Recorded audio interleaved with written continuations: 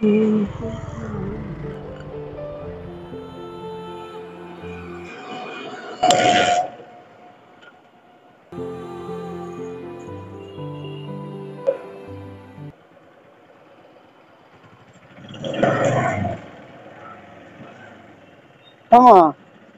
ও থামা, থামা, এই যে শুনুন, ভালো আছেন? হ্যাঁ, ভালো আছেন?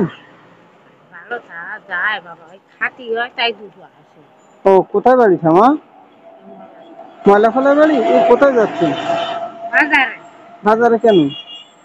বাজারে বিক্রি করতে যাচ্ছি। ও দাদু বেশি নেই? না, আছে। তো দাঁড়ান থামা, আমি না, আপনাকে ভুল হয়ে গেছে আমার হাতে।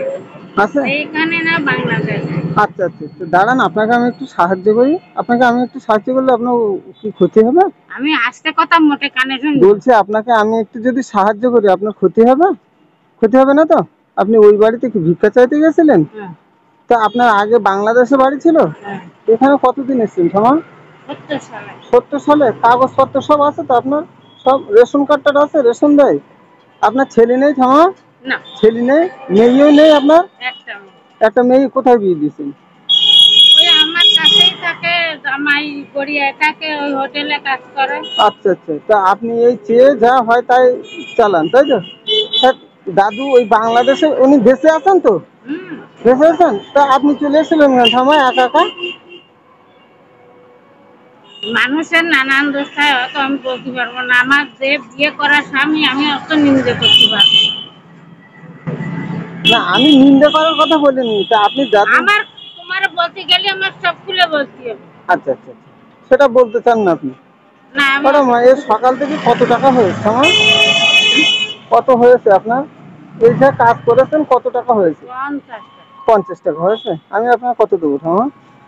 সে তোমার ইচ্ছা খুশি, না, আমি কেউ বলবো না যে এত টাকা। আপনি কত নিলে খুশি আমার থেকে বলেন না? হ্যাঁ? কত পেলে খুশি হবেন আপনি? তোমার দাম অনেক হয়, তাই দাও যে আমি মনে যা চাইছে তাই দেবো। চেষ্টা করতে চাচ্ছি ভেবছি জিনিস। আচ্ছা, তাই ওষুধ ওষুধ কেনেন না? ওষুধ ওষুধ যাই হাসপাতালে দিয়ে তাই খাই। ওই বসিরহাট ওই জেলা হসপিটালের ওখানে ওখানে যান না? ও মা, তাই প্রেসক্রিপশন কই? আপনাকে আমি ওষুধ কিনে দিলে হবে? সে লিখে দিলে সে প্রেসক্রিপশন কোথায় আছে? বাড়ি। বাড়ি? এই রাস্তায় আমি বাড়াতি। না, তাও রাস্তা নিয়ে আসলে আপনাকে যদি কেউ একটু ওষুধ কিনে দেয় অসুবিধা আছে? তাহলে এবার দিন নিয়ে আসবেন ঠাম্মা, ওটা মানে নেন।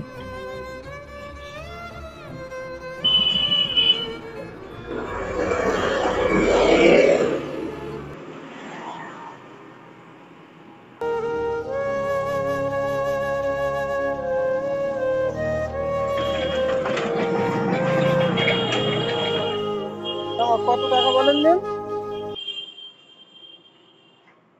আমার দিকে থামো।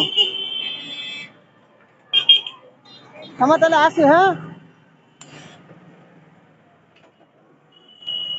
দেখতে পারেন মানুষ সামনে হয়তো আছেন বাংলাদেশে, তিনি এদেশে যুদ্ধ করে খান। আমার তরফ থেকে আমি তাকে 100 টাকা দিলাম, বলতে দাঁড়াতে পারেন না, পায়ের অসুবিধা। আমি তাকে সরকারের টাকা দিয়েছি, আল্লাহ রাব্বুল আলামিন দোয়াটা কবুল করে নেন। আসসালামু আলাইকুম।